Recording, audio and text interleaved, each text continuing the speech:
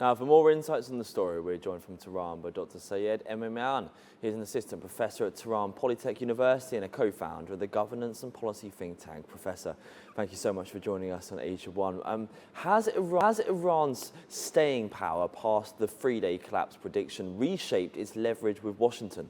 Yes, I would say it's very clear that Iran's governance, political, and military resilience have been very clearly proved during the last few rounds of the escalation and war of aggression on Iran by US and Israelis.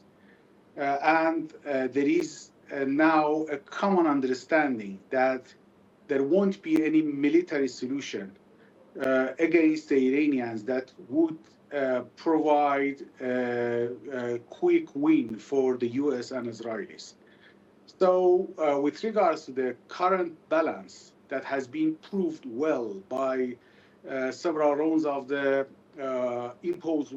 unprovoked war on Iran, now it is clear that Iranians are looking for a more reliable set of a new settlement rather than something that has been always imposed on other countries by US.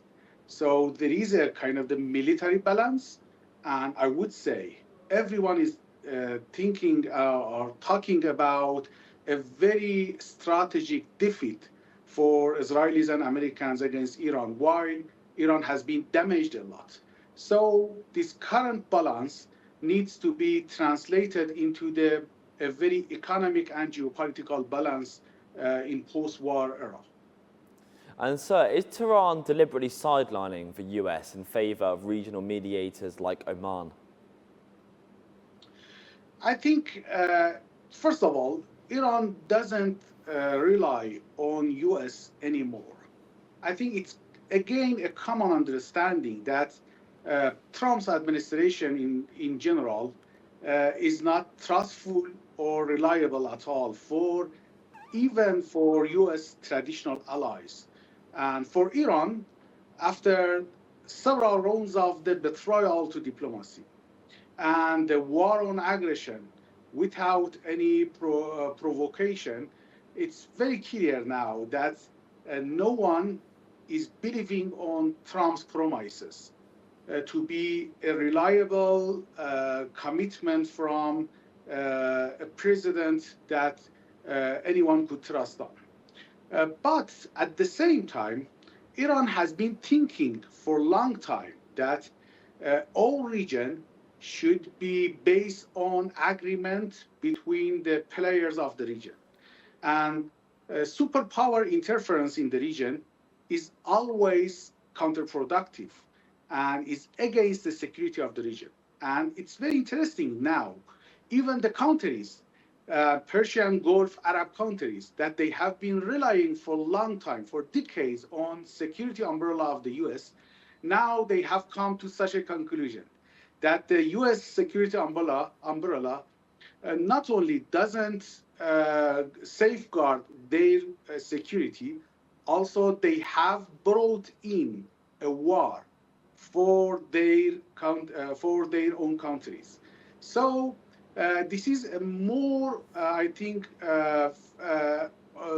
provided context for Iran and more supportive context for the Iranian idea for a bilateral or multilateral regional dialogue and security framework rather than regional security based on the superpowers intervention. So I think something that Iran is doing now, a bilateral, multilateral dialogue with the regional players, is something that Iran has believed for a long time.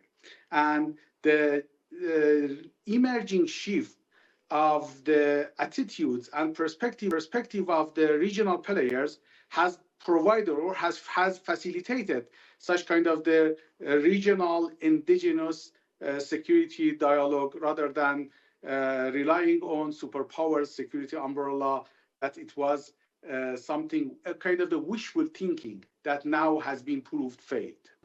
And sir, Iran calls Ukraine's deadly Caspian Sea attack criminal.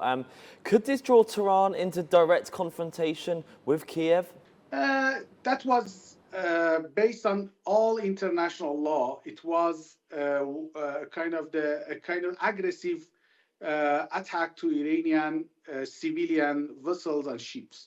So it has been condemned directly by Iranian policymakers, and it would create a very legitimate self-defensive rationale for Iranian retaliation.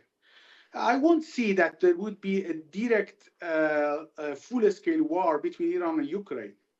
But in any case, Iran won't let such kind of the aggressive, unprovoked attack to be without any proportional response. So we are expecting a proportional retaliatory attack to be responded by Iranians as a matter of the self-defense and legitimate right of sovereignty and territorial integrity.